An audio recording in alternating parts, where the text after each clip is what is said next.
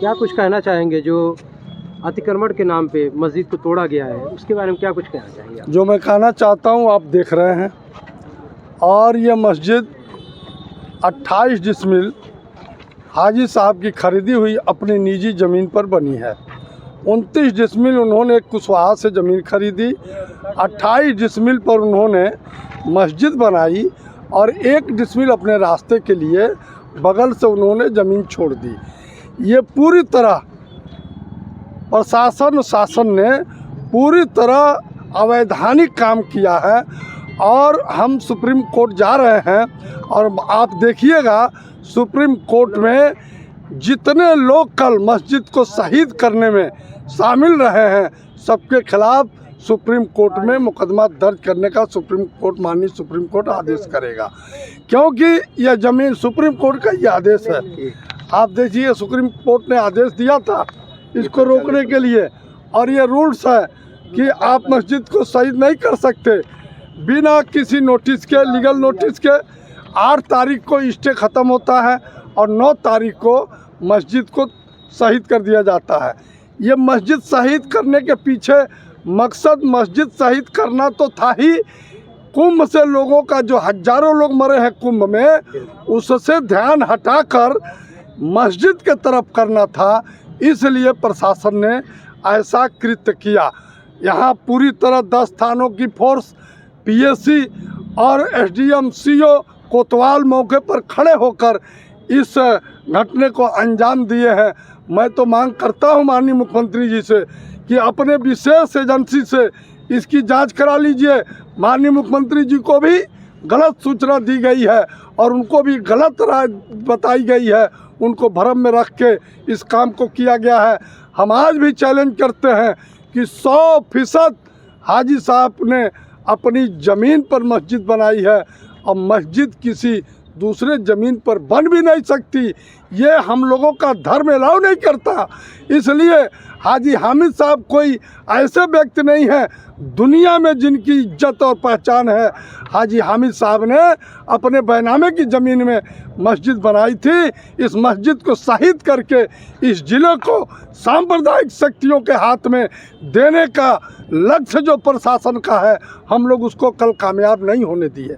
हम लोग कल मौके पर आ सकते थे, नहीं आए, इसलिए कि प्रशासन गोली चलवा देता, अपने सिपाही किसी को मार देता, अपने किसी गैर नागरिक को मार देता और कहता कि हाटा के मुसलमानों ने मार दिया, हाटा के मुसलमान मुलजिम हो जाते। अधिकारियों का कहना था कि हम नोटिस दिए थे। अधिकारी नोटिस जो कह रहे हैं वह पहले की नोटिस है। उस नोटिसों का जवाब, तीनों नोटिसों का जवाब दिया जा चुका था। स्टे ख़त्म होने के बाद जो नोटिस आनी चाहिए वो नोटिस नहीं आई। और एक प्रेस नोट माननीय जिलाधिकारी महोदय का हमारे पास है, जिस प्रेस नोट में जिलाधिकारी महोदय ने बहुत स्पष्ट तौर पर स्वीकार किया है कि मस्जिद पूरी तरह अपने निजी ज़मीन में है।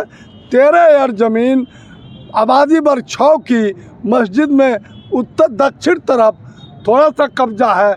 हम ही पूछना चाहते हैं, जिलाधिकारी महोदय विद्वान हैं, अच्छे कलेक्टर हैं, वो बतावें कि आबादी वर्ग 6-2 की ज़मीन किसकी होती है? जिसके कब्जे में होती है उसकी होती है। और वो ज़मीन हाजी हामिद साहब के कब्जे में आज से नहीं 100 साल से है। जिला पंचायत नगर पालिका की ज़मीन इधर है, नगर पालिका की ज़मीन इधर है और थाने की ज़मीन उधर है। फिर ये कहना कि थाने की ज़मीन उधर है, पूरी तरह से इस रिपोर्ट को बदला गया है।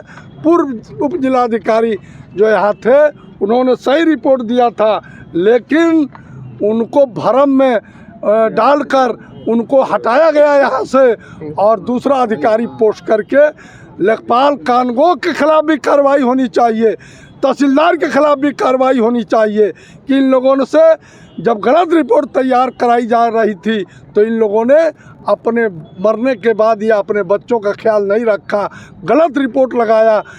ये ईश्वर का घर है, अल्लाह का घर है। अल्लाह के घर को आप तोड़ेंगे तो किसी भी सूरत में अल्लाह आपको माफ़ नहीं करेगा। आपके बच्चों पर ये बात पड़ने वाली है।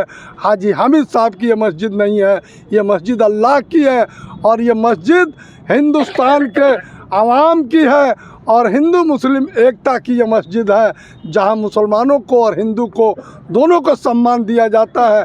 हाजी साहब के घर के द्वारा ये हाटा पूरी तरह से सांप्रदायिक ताकतों से दूर रहती है और सांप्रदायिक सौहार्द बनाए रखना चाहती है। इसको भारतीय जनता पार्टी और प्रशासन के लोग इस संबंध को तोड़ना चाहते हैं और लोगों का विभाजन करना चाहते हैं। और पूरी तरह से हमारे प्रशासन भाजपा के एजेंट, भाजपा के कार्यकर्ता के रूप में काम कर रहा है। इसकी मैं निंदा करता हूं।